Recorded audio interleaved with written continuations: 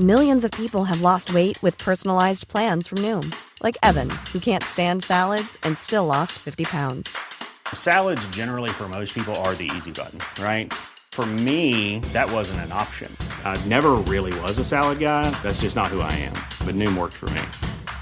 Get your personalized plan today at Noom.com. Real Noom user compensated to provide their story. In 4 weeks, the typical Noom user can expect to lose 1 to 2 pounds per week. Individual results may vary. This is Paige, the co-host of Giggly Squad, and I want to tell you about a company that I've been loving, Olive and June. Olive and June gives you everything that you need for a salon-quality manicure in one box. And if you break it down, it really comes out to $2 a manicure, which is absolutely insane. It's also so easy to get salon-worthy nails at home with Olive and June. The difference between how your nails used to look when you did them yourself and now with the Mani system is a complete game changer. The best thing about Olive and June, too, is it's a quick dry. Dries in about 1 minute, lasts for 5 days, and full coverage in up to 1 to 2 coats. Visit oliveandjune.com/perfectmani20 for 20% off your first system. That's oliveandjune.com/perfectmani20 for 20% off your first system. There's never been a faster or easier way to start your weight loss journey than with PlushCare. PlushCare accepts most insurance plans and gives you online access to board-certified physicians who can prescribe FDA-approved weight loss medications like Wegovy and Zepbound for those who qualify. Take charge of your health and speak with a board-certified physician about a weight loss plan that's right for you. Get started today at plushcare.com/weight-loss. That's plushcare.com/weight-loss. plushcare.com/weight-loss. Hello and welcome to Voices from the Battlefield, part of Waterloo Remembered. The next extract in this series is from the Prussian perspective and is introduced by the historian Vanya Bellinger.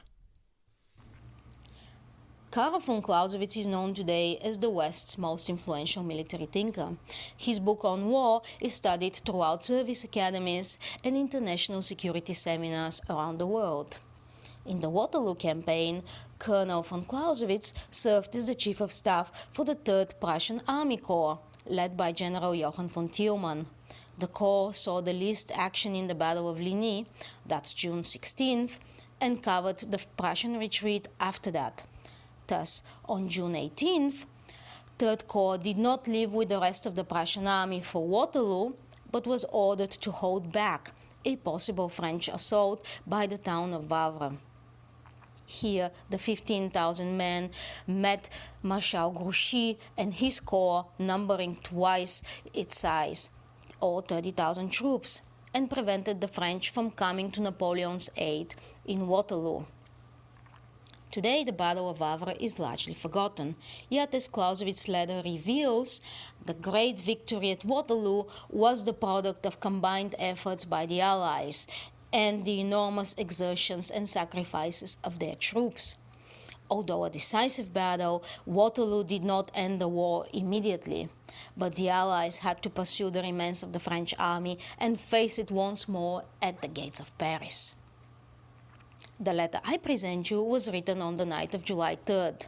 Immediately after Waterloo, Clausewitz sent only short notes informing his wife Marie that he was still alive. On the night of July 3rd, he finally found the time to write down the events from the preceding weeks. The letter contains various mistakes and topacities, typical for reports composed too close to the events and with incomplete information, most notably claiming that Grouchy's corps consisted of 45,000 men. In reality, it had only 30,000 troops. Karl von Clausewitz to his wife Marie, July 3rd, 1815, written at Le Plessis-Piquet. The 18th. The troops received no other food except meat, but hardly time for butchering and cooking. Imagine, after such a march, to be forced to carry wood and water from about 2 miles away and then cook for yourself. The headquarters of our corps was in a picturesque chateau, La Bavée. At noon, Wellington's battle started. Early on, the Prussian army had begun marching and arrived around 4 p.m. on Wellington's left flank, who had taken his position in front of Bois de Soignes. Our corps was left behind to observe the position in Wavre, i.e. to defend the Dyle River, and thus covering the road to Leuven, which the Prussian army wished to use for retreat in case of misfortune. Initially, not much was going on in Wavre, and we were about to head to the main army as a reserve when the appearance of a strong corps in front of Wavre made us turn around. At 4 p.m, our battle started. The enemy wanted to force the defile, but our position was so strong that he could never succeed. Around 8 p.m, the great battle was decided, Waterloo, without us learning about it. On our end, the battle continued late into the night. Namely, around 10 in the evening, one of the defiles, which had been defended by some battalions from 2nd Corps, was abandoned by them without informing us. Thanks to it, the enemy entered our position and endangered our right flank. With his brigade, Stulpnagel had to attack at once at that point with a battle cry, where Tiedemann was wounded, but it was unsuccessful. The enemy held us off, and we turned into a mess. We had a hard time restoring order. The battle continued until midnight. We still didn't have any certainty about the obtained victory in Waterloo. At 2 a.m, the 19th, at first light of day, Stulpnagel was attacked by the corps that had crossed over. I hurried to that point and brought with me as many troops as I could spare from other locations. The combat heated fast and continued until 11 o'clock midday. At 10 a.m, we received a report from General von Persch, commander of 2nd Corps, who informed us about the glorious victory and that he was about to cut off the corps facing us. However, the points he wished to do the cut-off were so far away that this would not benefit us. Separated from the main army by the superior enemy, we were left on our own and were facing 45,000 men under Van Damme and Grouchy. We could hold on for 1 hour more, but still no General von Persch in sight. Additionally, through an error I cannot possibly explain, General Bourke had marched off to the main army with our strongest brigade, that is, 1/4 of the corps, and it was impossible to retrieve him. At 11 o'clock we began to retreat to Leuven, without losing anything but the many dead and wounded. We withdrew for only 2 hours on the road to Leuven, and made a hold to gather the utterly exhausted troops. The enemy did not follow. On the 20th, at first light of day, we got up in order to attack the enemy pursuing us, because we had reason to hope that General von Persch would finally arrive. The enemy had marched away in the night, however. Through an incredibly hurried march, our cavalry caught up his rearguard at Namur, and, through a daring attack by the 8th Ulan Regiment, seized 4 cannons. From Namur, from the 21st onwards, we hurried to catch up with the Prussian army, which, since the 18th, had been in a pursuing mode, and we reunited with it between Avesnes and Saint-Quentin.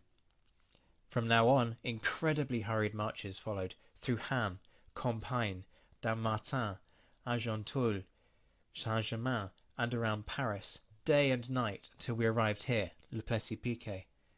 The strain was so unbearable that many people shot themselves in despair, others felt dead. Here on the south side of Paris, which lacks fortifications, the French army placed itself against us, while Wellington advanced on Montmartre. 2 days of fairly heavy combat with the 1st Army Corps followed for the possession of the village of Issy, which was taken and held by us. Since yesterday negotiations are in progress, the French army will probably withdraw across the Loire and let us occupy Paris. The monarchs are expected any day in Paris. They have already gathered. That was Karl von Clausewitz's account of the Battle of Wavre, taken from a letter to his wife and introduced by the historian Vanja Bellinger, whose work on Marie von Clausewitz is available to order online now. This is Voices from the Battlefield, part of Waterloo Remembered from the Napoleonicist. You can hear previous instalments of the Voices from the Battlefield series on this podcast, as well as an exclusive interview with Vanja on the role of the Prussians in the Waterloo campaign. Stay tuned for more eyewitness accounts from Waterloo over the course of the day.